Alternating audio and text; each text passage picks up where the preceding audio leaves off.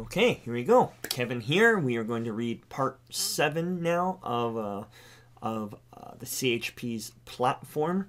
So this is all things related to civil government.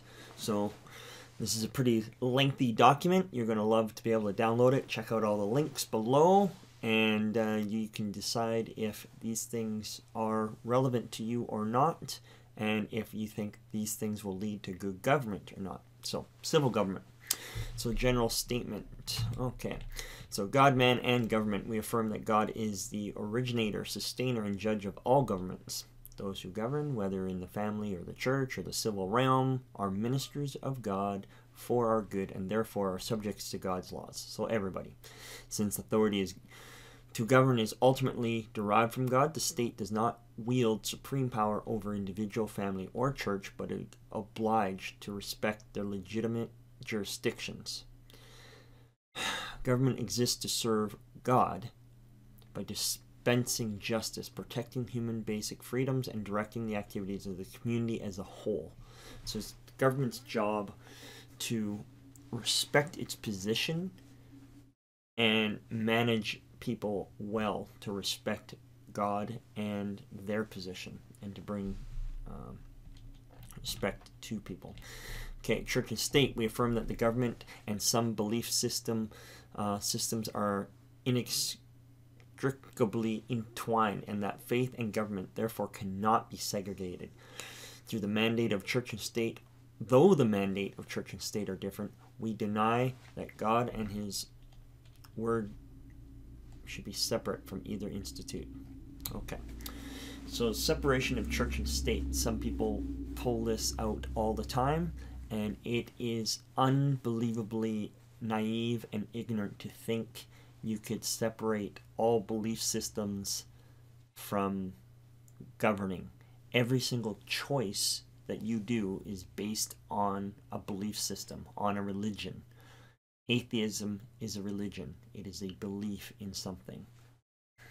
And you have your set of beliefs, and others have their set of beliefs. So even those that state that they don't have a religion do have a religion. They have a set of beliefs, and you cannot separate those. So anybody that actually says you need to separate church and state is completely ignorant to human life and the human condition, because everybody believes something and everybody makes choices based on something, and you know, it is what it is, right? To say don't murder, well, it doesn't matter which belief you have. Some people believe murder is fine, other people do not, right? If you believe in survival of the fittest, that is not that's not an issue if you can go around killing things, whereas other people value life. So either choice, whether you're allowed to murder or you're not allowed to murder, it is based on a belief system. So to say keep church and state separate, that's just completely ignorant. So definitely do not follow anybody that has actually ever suggested you should keep church and state separate, because they do not know what they're talking about. Okay, rights and freedoms. We affirm that the value and dignity of the individual is derived from man's being created in the image of God. Human rights, therefore, have no other source other than God of the Holy Bible, and cannot be construed as to mean the freedom to commit acts which the Bible openly calls sin. So we have rights, but we do not have the rights to sin, as it says. Supremacy of God in the Bible. We affirm that the spirit or moral ethic behind Canada's laws must be that of the Holy Bible, in recognition of the fact that Canada is founded upon principles that recognize supremacy of God and the rule of law. Human rights, as expressed in the Canadian Charter of Rights and Freedoms, can only and therefore be legitimately interpreted in the light of or in conjunction with the higher moral law of God. They have to be together. You cannot separate the two. We therefore believe the biblical principles must form the foundation for the legislation and judicial interpretation. So any of our laws and stuff must be interpreted through the Bible if you're to be based on Canadian history and what Canada is formed on. If you want to create a heathen nation, you can go ahead, call it something else, go to another country, join theirs, but it is not what Canada is about. Discrimination.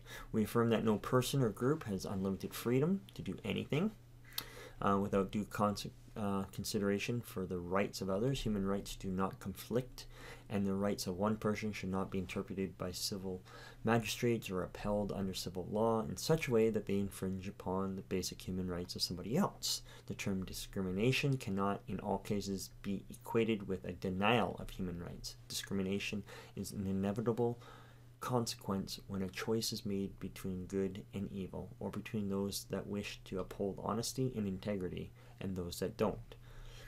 So there has to be some rule of law there. And how do you determine that, right? Like I said, everything is a belief system. Okay, anarchy. We believe that anarchy will result from prolonged enforcement of human rights, where these are interpreted to mean the freedom to act in violation of Bible ethics, and where the term discrimination is used as a pretext for the delusion or dissolution of morally sounded activity or conduct. We affirm that the insistence of so-called gay rights by homosexuals and lesbians is a threat to our nation's family life and extends civil rights beyond what is appropriate. We affirm that the society which indiscriminately stresses rights is headed for revolution, while the society that stresses responsibility is headed for revival. So we want to get rid of the idea of rights and start focusing on responsibilities. What is your responsibility as a Canadian citizen? What is your responsibility as a husband? What is your responsibility as a man, a woman? What is your responsibility as a student in a Canadian school? What is your responsibility as your citizen? What is your responsibility as an immigrant or as a refugee? Responsibilities are huge instead of just rights. So what is your responsibility? But people don't want to talk about responsibilities. They want to be given stuff. They want to be given their rights. Well, what about your responsibilities? You better do those. Okay, protection of the preborn child. Section 7 of the Charter of Rights should be amended to qualify the term everyone with the words, including a preborn child from the moment of conception as having the right to life, liberty, and security of the person. The criminal code must be amended to recognize the personhood of all human beings from conception to natural death, ensuring their rights under the Constitution. So, we want to protect the preborn child at conception, protect them. We want to give them choice. We are the most pro-choice party out there. We want to give choice to everybody, including the unborn person that can't finish making their choice yet. Right? Protection of the private property. We believe the Charter of Rights should be amended to include the right to private ownership and enjoyment of property. Pretty basic there. The principles of Canadian government. We affirm the following principles of the Canadian government. Okay, we'll see where this is going. Monarchical.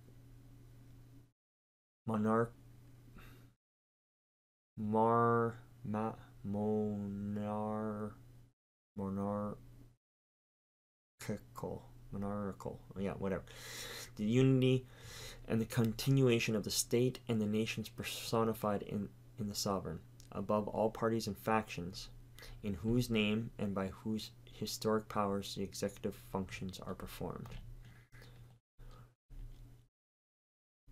Yeah, if that means continuing on with this whole royal family thing and the crown and the church and all the wording around that, yeah, it's nice historically. I think it's kind of silly, completely unneeded, not needed nowadays. It's cute with the Queen, you know, that we've had for so long, but there's just no need to continue on with it. So I would say, hey, after the Queen passes, we can move ahead and just start distancing ourselves from that. But that's just me. Okay, constitutional though. Okay, that there is a recognized body of law, both written and unwritten, which determines the relationships of the parts of government to one another and to the citizens of the state. All from the sovereign and the government of the day down are bound to observe and obey the Constitution until changed by due process. Right? So you write the Constitution and everybody has to obey it. Right? Including the king of the land. The law, the king must obey the law. The law is not written by the king. Right? Rex lex or lex rex, right? Canada's constitution should articulate the limits and jurisdictions of the government so that its articles provide direction to legislators and administrators by outlining the limits of the governing powers. Government programs must serve the common good by respecting moral law. There should be a constitutional cap on spending which requires a balanced budget, except in times of emergency such as war. So this is a pretty loaded thing. Again, my personal opinion is of a small government that has a limited scope of powers, more powers given to the jurisdictions such as the provincial and the territories in Canada, and give them more powers, and including municipal, and let the power trickle down from provincial down to municipal. And we need to increase the amount of involvement of our governments, of our people, our citizens in local affairs, which I am a huge proponent of, even governments smaller than what is even in our typical sense smaller than municipal level governments. There should be a few steps between those as well.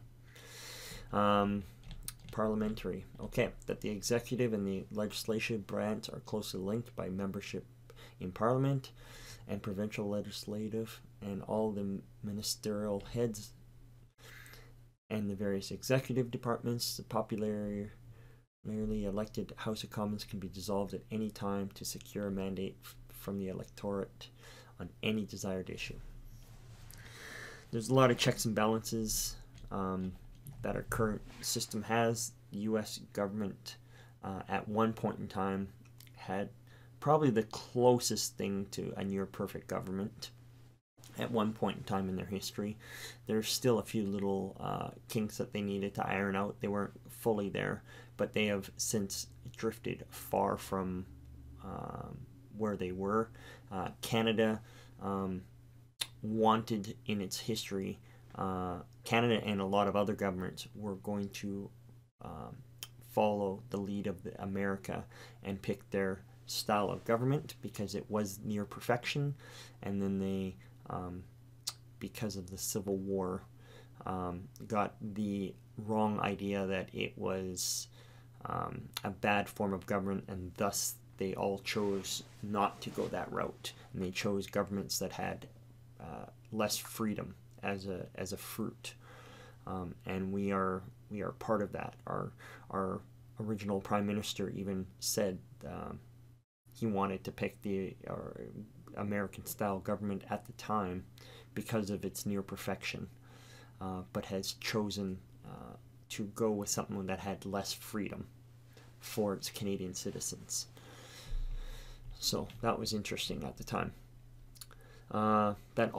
Responsibilities. That all executive authority is vested in the Crown, in whose name all executive acts are performed. A minister of the Crown is responsible to the House of Commons for every executive act and may continue to hold office so long as the confidence of that House is enjoyed. The Commons, in turn, is responsible to the electorate in periodical general elections, and the citizens are responsible in their turn for loyalty to the Crown and obedience to the law until constitutionally changed. This element of responsibility means that the use of orders in council must not be abused by a means of bypassing Parliament. Democratic, that every citizen except for persons serving a prison term has full and equal rights to participate in the election of his representative in Parliament, to have access to all essential information on the conduct of the government and to call them into account, and to persuade others constitutionally as to the future course of government action. This is basically saying everybody should have the right to be able to vote, and everybody should have the right to get as much information as they can from the government, and everybody should have the right to be able to speak and do things to persuade others as to what a future government will look like.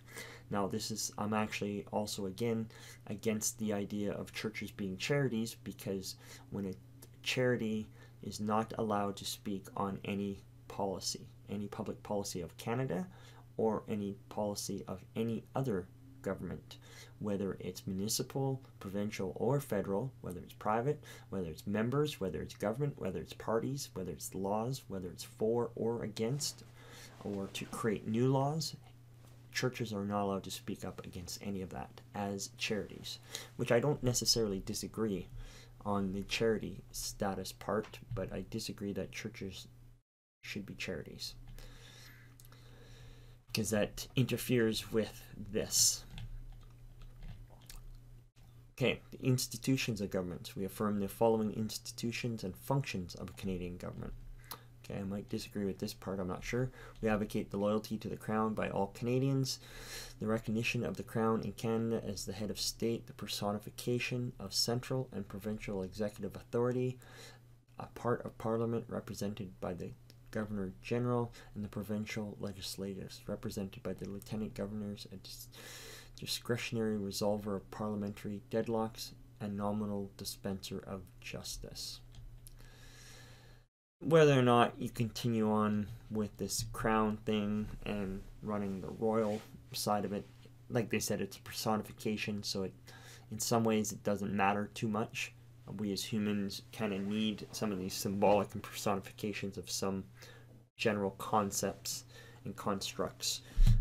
So it's not fully bad, but I think we can remove some of the British past royal stuff to it, but that's just me.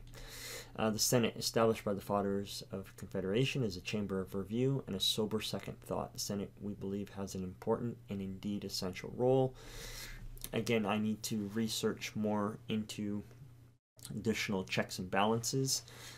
We have less freedoms and checks and balances than the United States did in its past, and there are a variety of checks and balances. And anytime that there are additional checks, and here they call them second sober thoughts, anytime that you have additional checks on passing of laws and things like that, there are opportunities to be able to do good things and to tweak it and adjust it. So more checks and balances is potentially a good thing and not necessarily less. The House of Commons has been the point of sovereignty in the Parliament. Accordingly, we affirm the power of the House of Commons to enact legislation which overrides the provisions of the Charter of Rights and Freedoms, to protect the principle of members of Parliament, accountability, and their constituents, and their liberty of conscience. All votes in the House, except money bills, should be free votes. All votes in the House, except money bills, should be free votes. Okay, so every vote, you shouldn't have to always vote on your party, is what they're saying. And every once in a while, a bill will come up and it's a free vote. But we're saying you should be able to free vote on everything. A standing committee on the judiciary. The House of Commons should create a standing parliamentary committee on the judiciary, the arm of that committee with authority to review any court decision at its own initiative on the sole grounds of conformity to the letter and spirit of Canadian Constitution. The committee should have the authority, if it deems any court decision to be in violation of the Constitution, to bring it to the House of Commons. A bill into the House of Commons, a bill for the amendment of that decision. The committee should also have the power to approve or reject any proposed appointment to the Supreme Court bench, and to initiate impeachment proceedings against any judge or justice for moral turpitude, bias, corruption, or neglect of duty. So we can hold, our members of Parliament should be able to also hold our court system to to account as well. The legislation creating this committee should be sheltered under Section 33, the notwithstanding clause. Okay, the Cabinet. The Cabinet, as the hub of the wheel of government, the Cabinet recognizes and coordinates all the work and relationships of the government and is the one of the great conventions of the Constitution. It combines great power with simplicity and the ability, when it is required, to act with great speed. General elections. Okay, so here, let me pause this and we'll continue on. Okay, everybody, it is getting close. We're kind of wrapping up the videos here. We still got a few more pillars to go through, a few more policies. We're getting into some pretty interesting stuff here. We've been discussing Policy 7 here, or Pillar 7, Platform Portion 7, on governments and laws and how the government should be structured, and now we're getting into general elections. So this is getting some interesting stuff. Definitely check out all the other videos, but we'll continue on. And if you're sitting through all this, you're a brave person, but at least it needs to be done. Okay, general elections. If anything, I'm doing this for myself, to force myself to read this, because now you know that I'm actually have read this whole thing. Very few people have probably actually read this. Okay, general elections. We believe that the legal limit of 5 years for the life of any one parliament, combined with the constitutional convention that of a fresh mandate from the people, can be obtained at any time within the 5-year maximum. Together they make possible a reasonable working period, yet a safeguard against governmental deadlock or an irresponsible parliament. So 5-year maximum limits at most. Vacancies and by-elections. We believe that all citizens are entitled to representation in Parliament, and the vacancy should be filled promptly. Political self-interest must not be a factor in determining the date of a by-election. Accordingly, we believe a by-election writ should be issued within 30 days of a warrant. A date of election shall be within 50 days of the writ being issued. Furthermore, reports of vacancy shall be made promptly to the Speaker of the House in order that a warrant might be issued at the earliest possible date. So we're saying within 30 days, and then 50 days and then 50 days after that, an election. Proportional representation. We affirm the existing electoral system of first past the post. We affirm. Okay, here we go.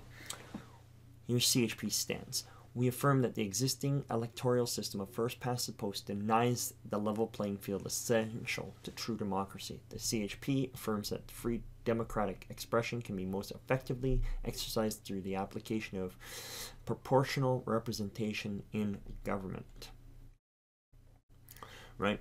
And there are a few different ways of going about that. There are different ways of voting nowadays, like that include additional mathematics and things. But the first past the post way of electing is an old school way of election, and it throughout human history disintegrates into very extreme kind of left and right typical governments, two different opposing parties.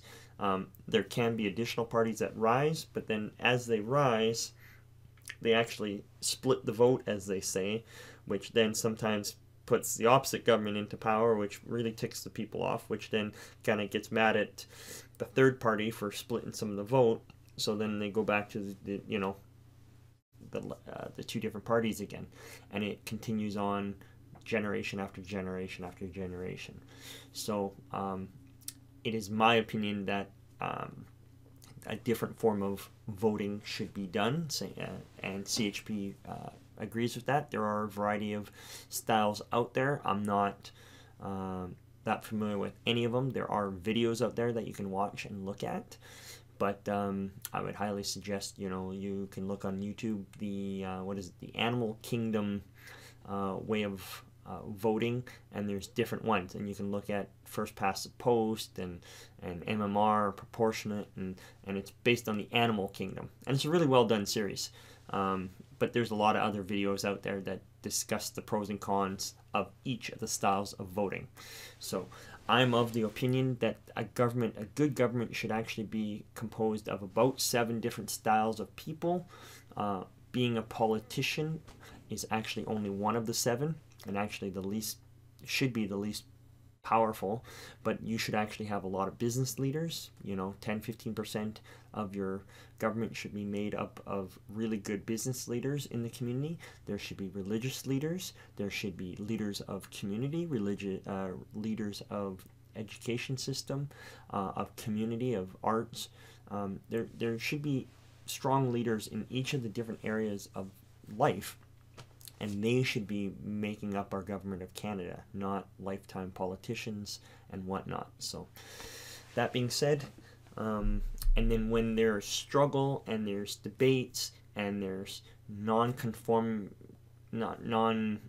majority government where you have a bull in a china shop bossing its way around majority governments, you actually have compromise and discussions last long. And anytime that there's conflict, the spaces in between those conflict is where freedom resides.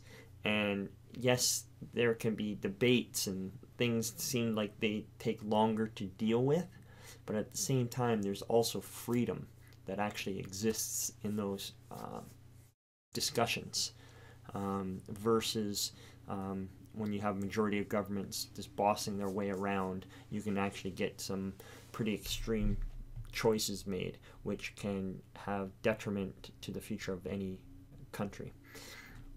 Here we go. Election financing.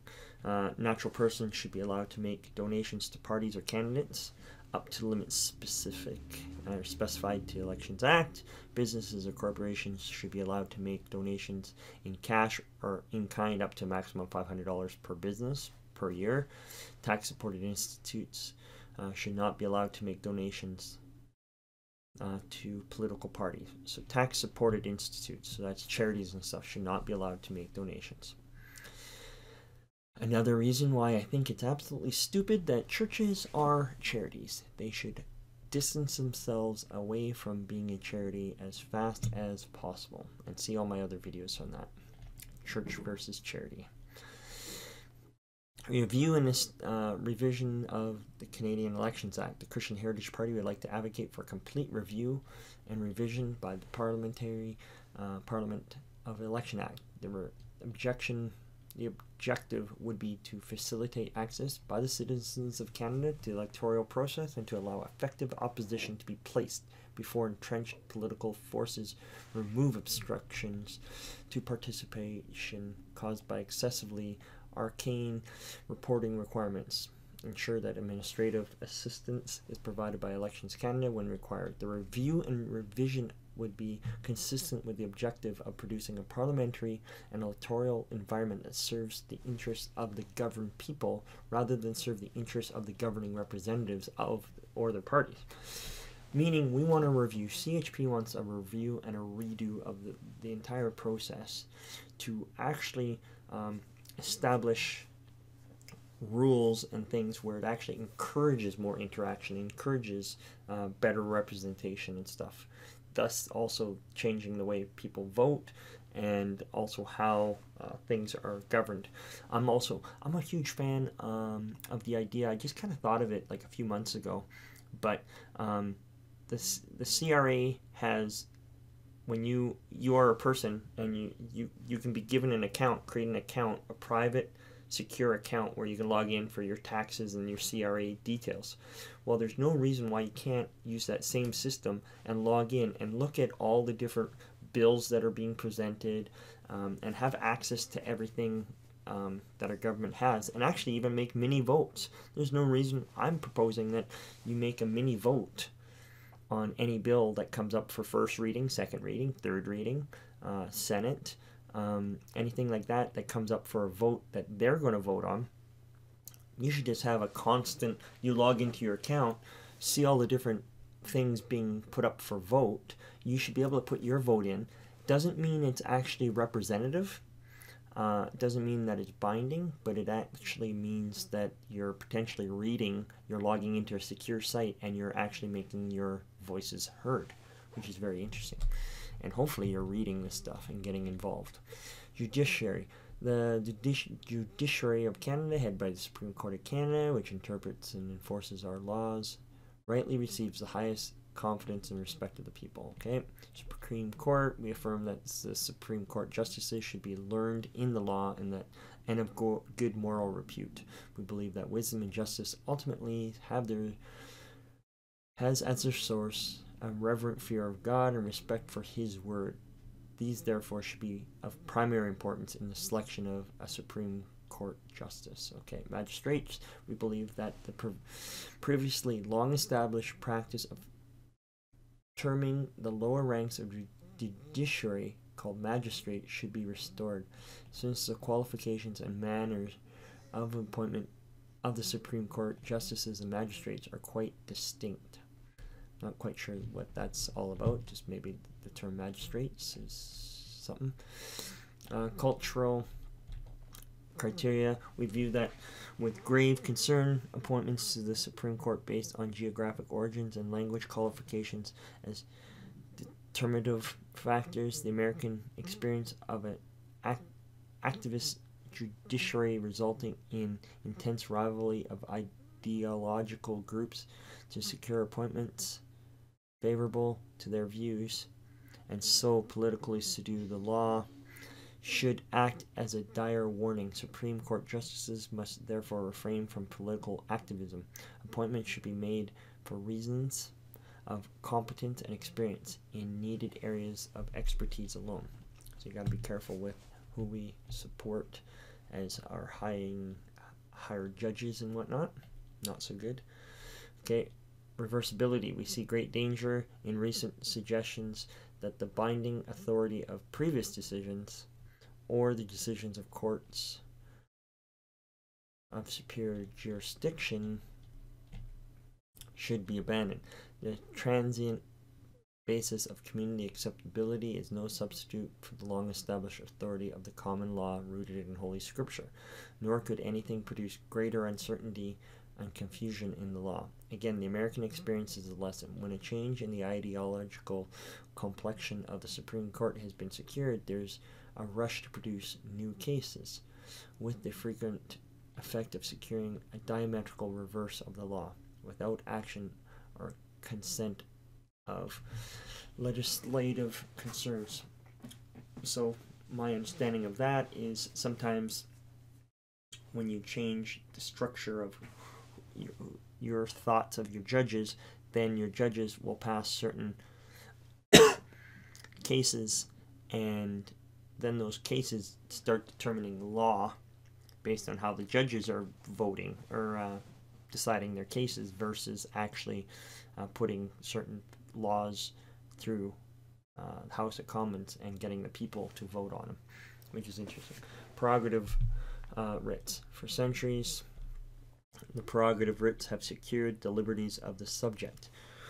There is reason to believe that the reassertion of their employment would have proved more effective and less disruptive than the Charter of Rights and Freedoms. Regret the decline in the use of prerogative writs, including habeas corpus, security of the person against the unlawful imprisonment. I think I've heard that before.